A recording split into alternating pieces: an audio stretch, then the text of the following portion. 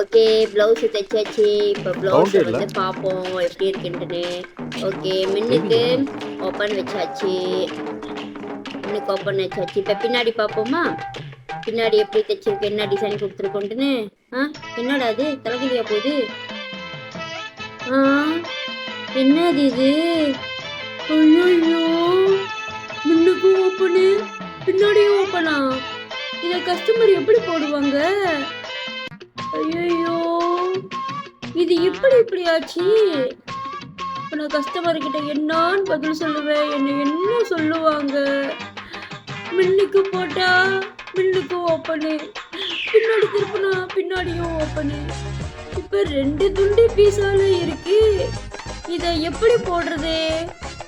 இப்ப இந்த 2 துண்டு பீஸ எப்படி போடுறது?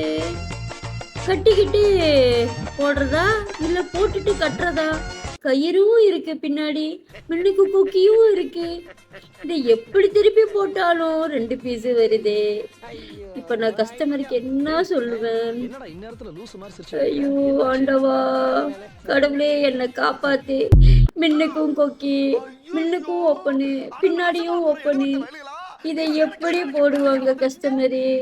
போட்டுட்டு கட்டிக்குவாங்களா, கட்டிட்டு போடுவாங்களா? ஐயோ.